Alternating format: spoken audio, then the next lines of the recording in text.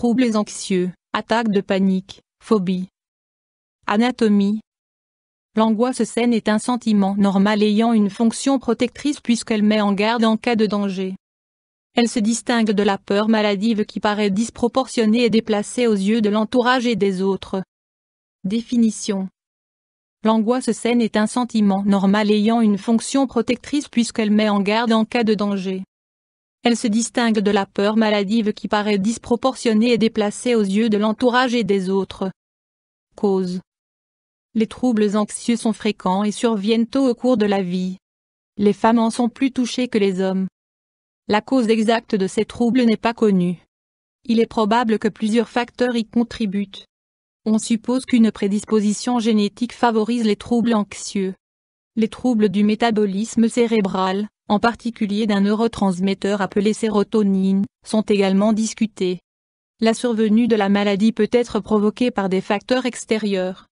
Il peut s'agir d'événements traumatisants de l'enfance ou d'autres événements graves de la vie.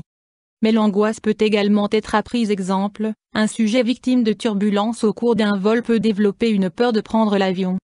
Les troubles anxieux se divisent en sous-catégories. Les phobies. Ce type d'angoisse survient dans des situations précises. En font partie, l'agoraphobie, la peur en avion, les phobies des animaux, la peur de l'altitude, etc. Le sujet est généralement conscient que ces peurs sont excessives. Les troubles anxieux indépendantes de la situation. En font partie, les troubles paniques, épisodes anxieux soudains, et l'anxiété généralisée, anxiété permanente. Autres maladies pouvant entraîner des troubles anxieux. Toxicomanie, LSD, amphétamine, cannabis. Maladie cérébrale, tumeur, encéphalite. Schizophrénie, dépression.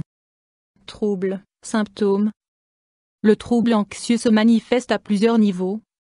Les pensées angoissantes de type, mourir d'un infarctus, devenir fou ou perdre le contrôle en raison de la crise d'anxiété. Le corps, crise de peur et de panique accompagnée de palpitations, vertiges, confusion, détresse respiratoire. Souvent les sujets sont transportés aux urgences car leur trouble anxieux est pris pour une attaque cardiaque. Le comportement, les sujets évitent les situations déclenchant la peur, ce qui contribue à leur retrait social. Peur de la peur. Examen, diagnostic. L'entretien détaillé entre le patient et le médecin est essentiel. Le questionnement concernant les situations déclenchantes, maladies antérieures et prise de médicaments joue un rôle important. Des questionnaires peuvent être employés dans le cadre de l'analyse de certains troubles anxieux. Dans certains cas, des examens supplémentaires s'avèrent nécessaires, analyse sanguine, échographie, tomodensitométrie, IRM, afin d'exclure toute maladie organique. Options thérapeutiques. Non traités, les troubles anxieux évoluent vers la chronicité. Leur traitement devient alors de plus en plus difficile. La psychothérapie est le traitement de premier choix. Une thérapie cognitive comportementale ciblée permet souvent d'atténuer les symptômes de façon notable, voire de les éliminer totalement. Le traitement médicamenteux consistant à administrer des anxiolytiques et des antidépresseurs s'avère efficace dans de nombreux cas.